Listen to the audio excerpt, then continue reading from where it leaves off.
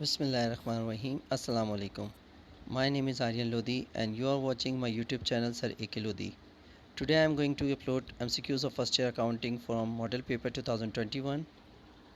Okay student, start करते हैं. हमारे पास 25 MCQs हैं. हर MCQs के 2 मार्क्स हैं और इसको हम सॉल्व करने जा रहे हैं.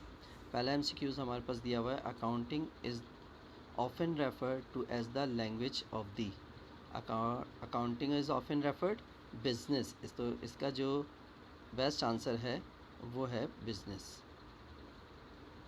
तो इसमें आप बिज़नेस लगा सकते हैं इसका आंसर. तो पहला आंसर हमारा है बिज़नेस, तो ये पहला बिज़नेस हो गया. सेकंड हमारे पास एमसीक्यूज है, a business transaction affect. Business transaction affect at least 2 account. इसका बेहतरीन आंसर है एटलीस्ट 2 अकाउंट. पहला at least 1 account, maximum of 3 account, at least 3 account and at least 2 account. तो इसका बेस्ट आंसर होगा एटलीस्ट 2 अकाउंट, क्योंकि हमारी कोई भी ट्रांजैक्शन जो होती है उसके कम से कम 2 अकाउंट ज़रूर बनते हैं. तीसरा हमारे पास जो एमसीक्यूज़ है वो है, when the payment of receipt और cash is postpone for a future date this transaction is set to be. मतलब कोई भी पेमेंट हो, चाहे वो रिसीट करनी हो या पेमेंट करनी हो कैश की सूरत में, और उसको पोस्टपोन कर दिया गया जाए फ्यूचर के लिए, मतलब वो पेमेंट जो है या रिसीविंग जो है वो फ्यूचर में होनी है. तो इस तरह की जो ट्रांजैक्शन होती है वो हमारी क्रेडिट ट्रांजैक्शन कहलाती है, मतलब वो उधार किया गया है.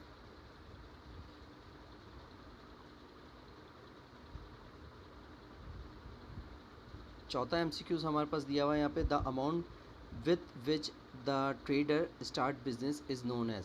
कोई भी ट्रेडर जो है बिज़नेस स्टार्ट करता है, जाहिर सी बात है उसको हम कहेंगे कैपिटल.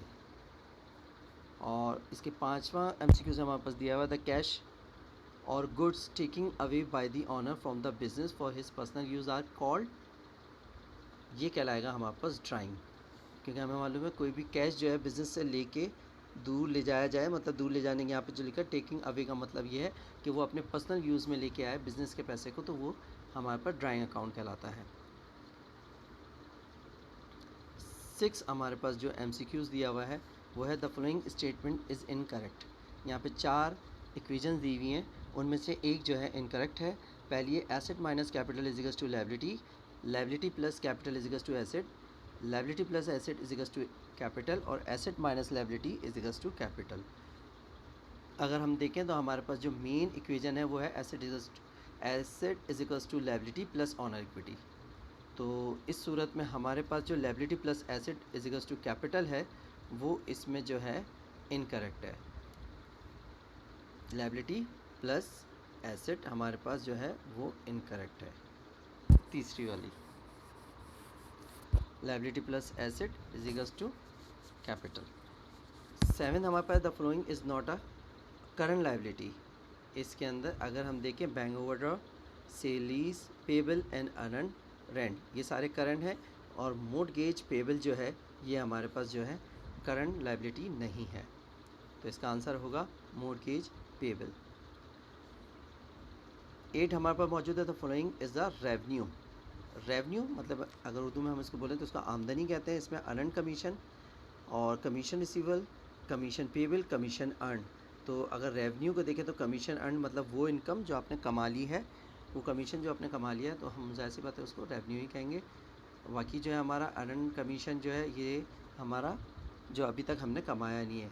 कमीशन रिसीवल जो हमने अभी तक रिसीव ही नहीं किया, और कमीशन पेबल जो हमें मतलब वो हम पर उधार है. तो फ़िलहाल इसका आंसर है कमीशन अर्न.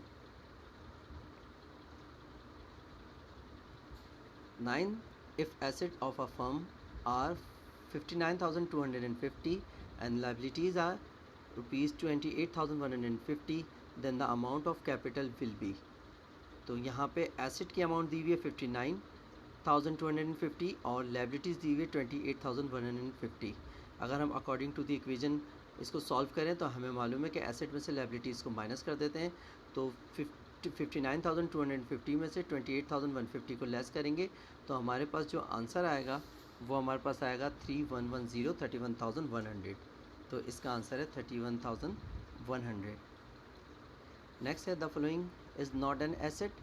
बिल्डिंग हमारा फिक्स एसेट है, कैश हम बैलेंस वो भी हमारा एसेट है, अकाउंट रिसीवेबल वो भी हमारे पास एसेट है, बैंक ओवरड्राफ्ट हमारा ना करंट है ना फिक्स एसेट है. तो इसका आंसर होगा बैंक ओवरड्राफ्ट. 11 हमारे पास MCQ से the act of recording transaction in the journal is called journalising. बहुत कॉमन, जो भी हम ट्रांजेक्शन रिकॉर्ड करते हैं उसको हम जर्नलाइजिंग ही कहते हैं, जिसको हम कहते हैं जर्नल। नेक्स्ट हमारा MCQ से 12 a short explanation of transaction is written under each entry is called. किसी भी छोटी सी डिस्क्रिप्शन किसी भी एंट्री की जब हम एंट्री को रिकॉर्ड करते हैं तो वो कहलाते हैं कि हम उसको नैरेट कर रहे हैं। तो नैरेट से मीन नैरेशन, तो हमारे पास जो इसका आंसर होगा वो इसका है नैरेशन।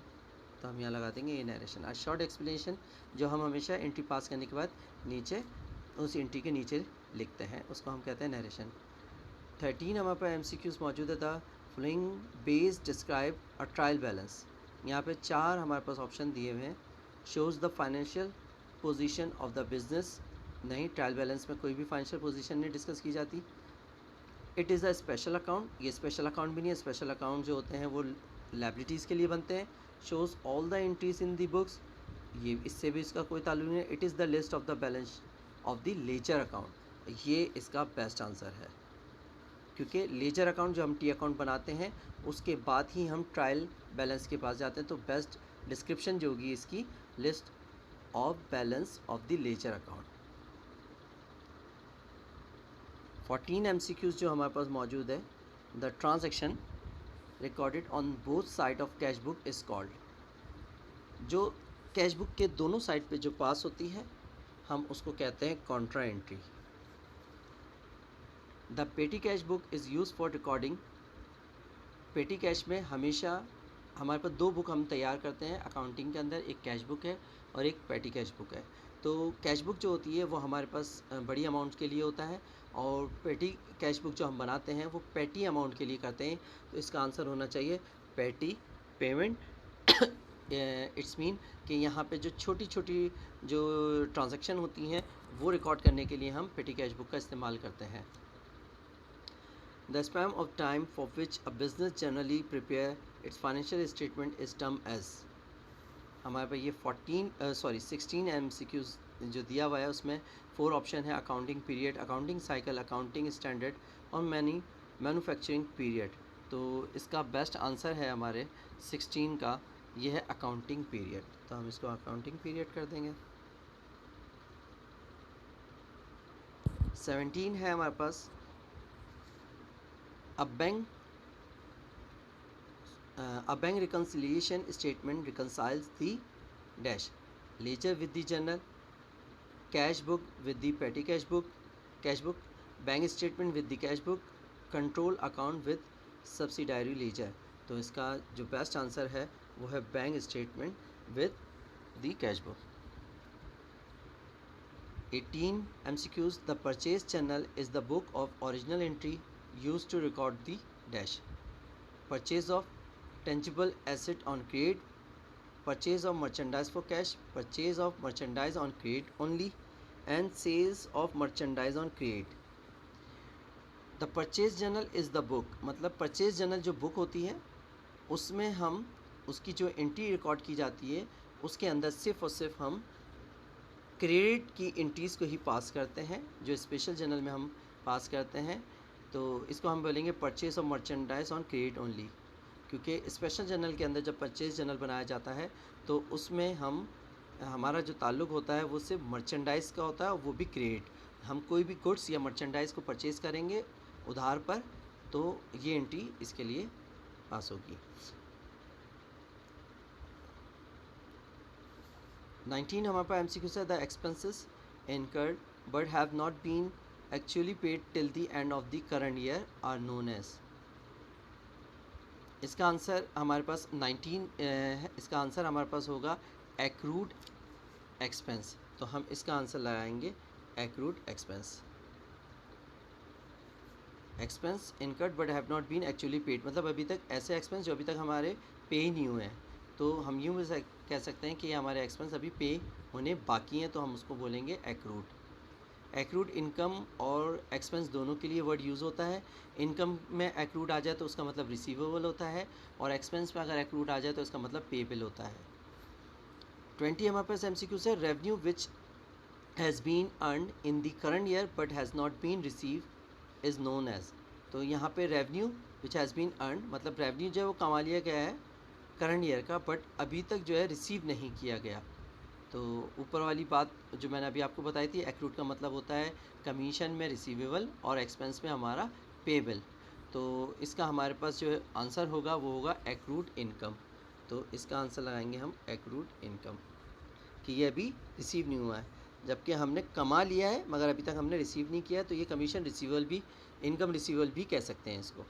नेक्स्ट हमारे पास MCQ से, if there is a net loss of 5000 and revenue are 55,000 then the expense are.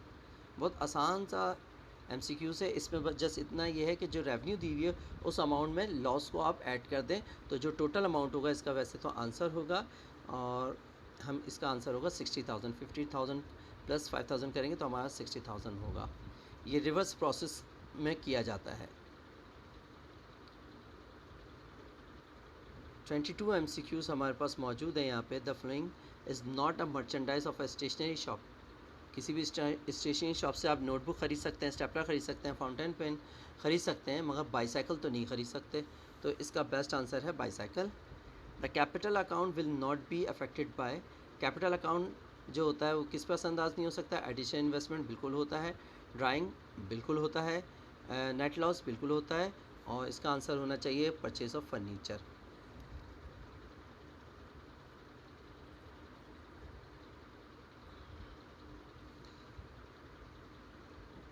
Second last हमारे पास जो MCQs है वो है, the flowing item is not responsible for differences between cash book balance and bank statement. तो इसका भी बहुत ज़्यादा इजी हमारे पास MCQs है ये। इसका आंसर है इक्विपमेंट परचेज ऑन कैश। तो हम इसका आंसर लगाएंगे इक्विपमेंट परचेज ऑन कैश, जो इक्विपमेंट कैश पे परचेज़ किया जाता है, तो हम इसका आंसर 4 लगाएंगे। This is merchandising business.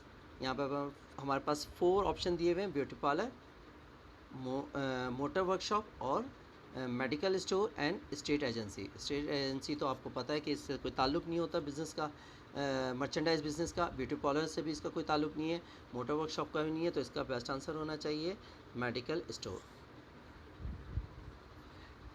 Okay student, please don't forget to subscribe my channel, Sir AK Lodhi. Keep watching my videos till then. Take care. Allah Hafiz.